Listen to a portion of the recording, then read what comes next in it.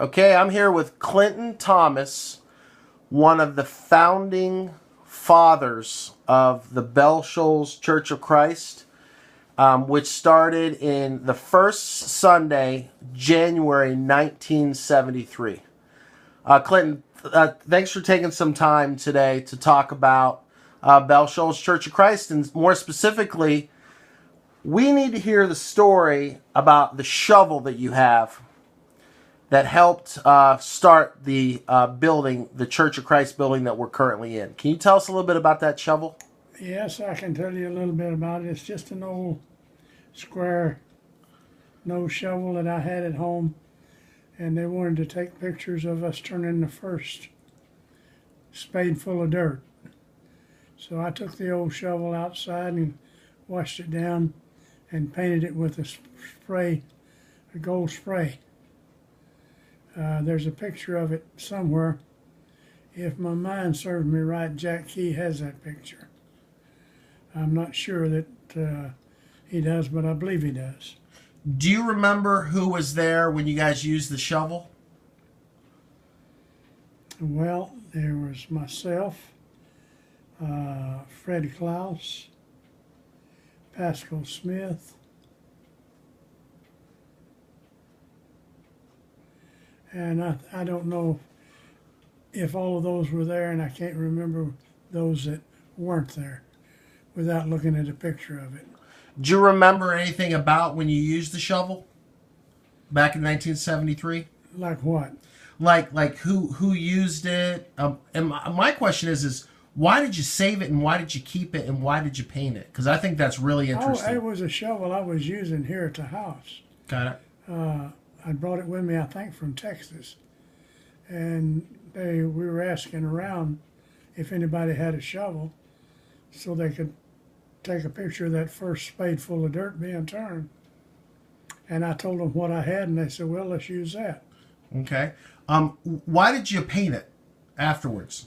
I didn't paint it afterwards. I painted it for the picture. Oh, got it. So it would show up better. Oh, got it. Got it. And then what did you do with that shovel after? Have you ever used it for anything ever? Well, yeah, I've used it since, but it's in my storage shed out back. Oh, that's awesome. Now, we're going to make a new church, and we're going to have a ceremony for the new church where we do the same exact thing. What's your opinion about using that shovel the second time? I think it would be wonderful. Would you be interested in doing that with the elders, where you're maybe the person who uses the shovel, or do you want to, nominate somebody?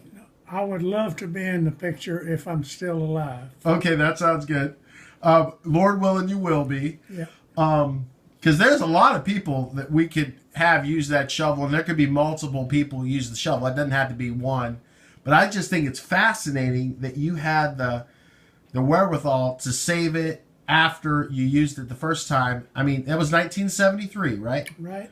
I mean, it's 2017 now, so. See, my wife hadn't thrown me away yet, and we've been married much longer than that. Okay. Also, I would love to see the shovel be included in the history of the old building by putting it in the new building, maybe in a glass case.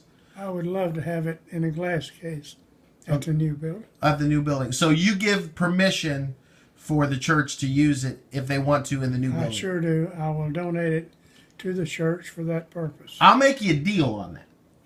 I will purchase the glass case if you're willing to donate the actual shovel. I think that's a good trade-off. It's a good trade, and I've already told you that I'm willing to donate it. Okay, that sounds good. Now, anything else you want to talk about dealing with that 1973? Any stories you want to tell about that? Well, the main thing I'd like to say, I think about that, I think you've already heard it, but when we were trying to make our first budget, we didn't know what money we had to deal with. So I finally told everybody, I said, there was all the people that are elders that were there, and I said, we've got to write down on a piece of paper the amount of money we will give each and every Sunday without fail. Don't put your name on it, just them out.